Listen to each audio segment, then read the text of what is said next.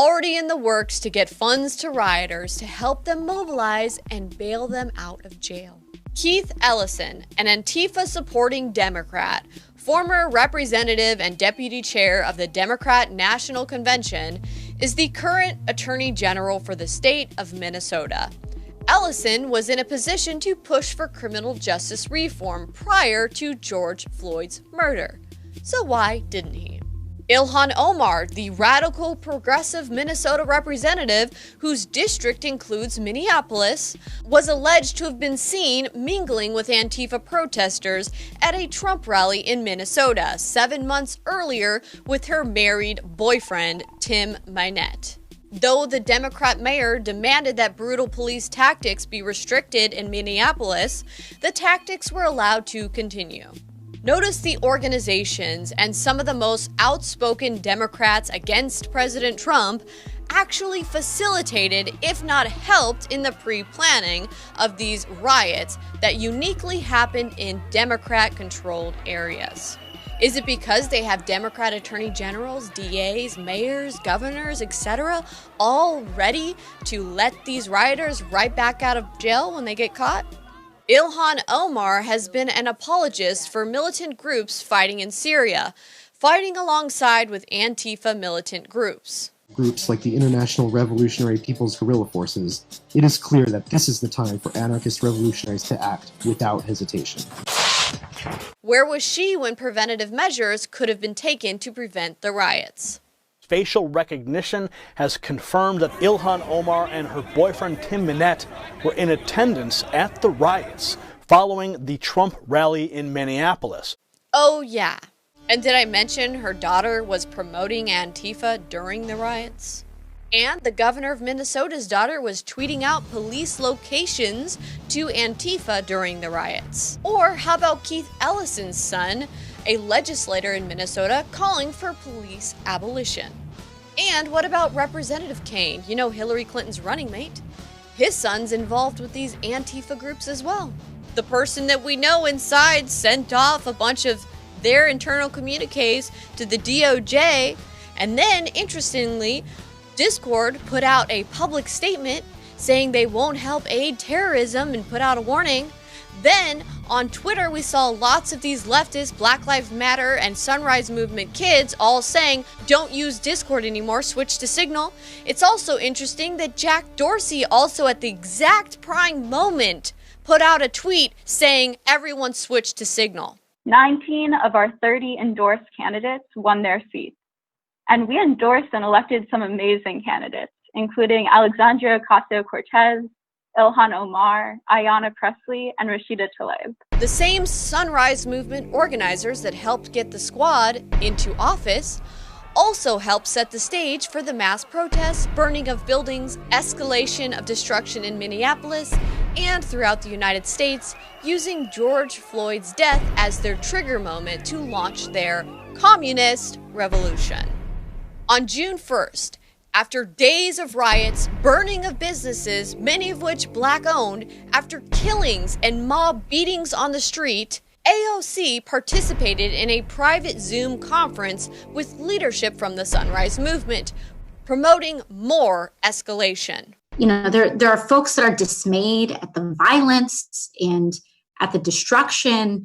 When we talk about police abolition, and people say that this is a radical demand, you know what police abolition looks like? It looks like a white, affluent suburb. And when it comes to environmental justice, it's the same thing. And so I just thank each and every one of you for leading that systemic change, for ushering that systemic change. Why did it take so long for the police to file charges and for the district attorney's office to move towards criminal prosecution?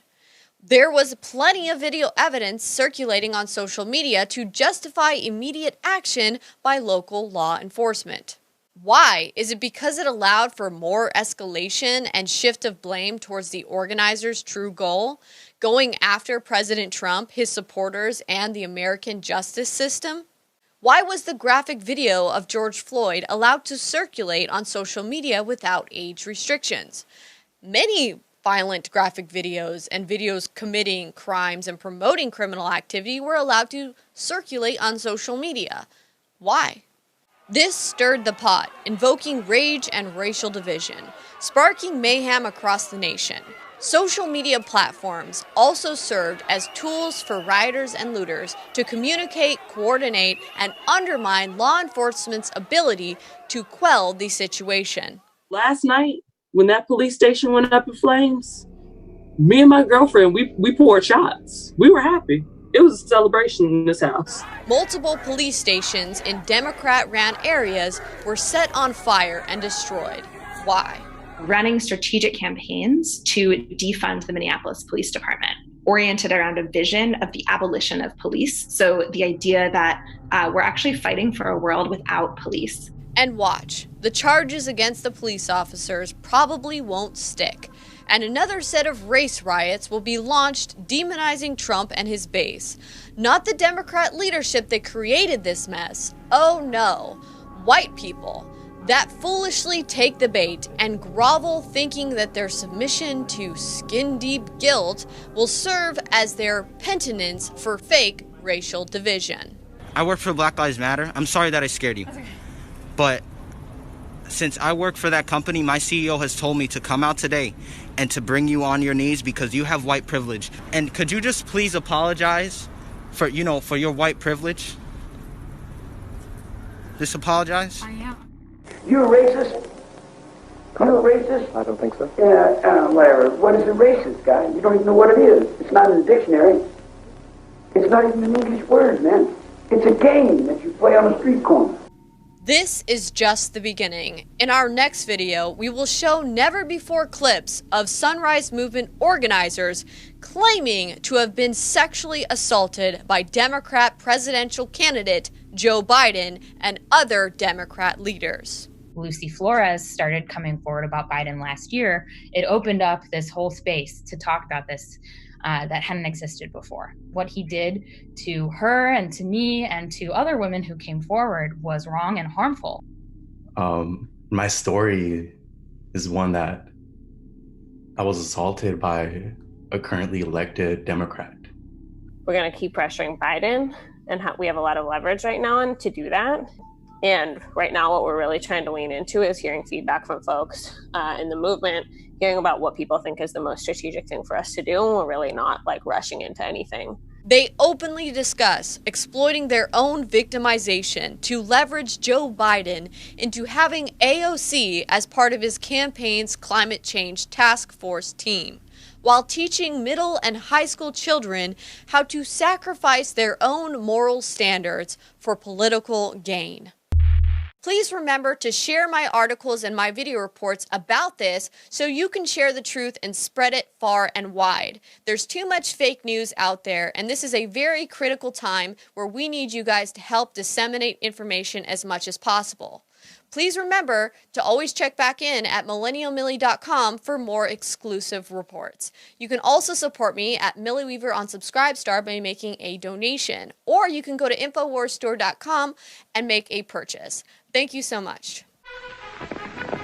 What are champions made of? Here's a man who can show you.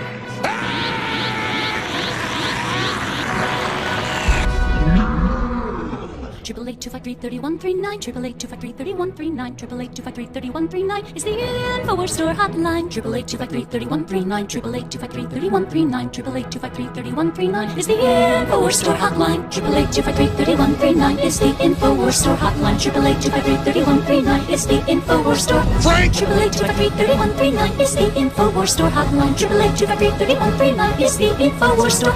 InfoWarsStore.com is simply the best. InfoWarsStore.com beats out all the rest. 888-253-3139, 888-253-3139, 888-253-3139 is the InfoWars Store hotline. 888-253-3139, 888-253-3139, 888-253-3139. That's InfoWarsStore.com.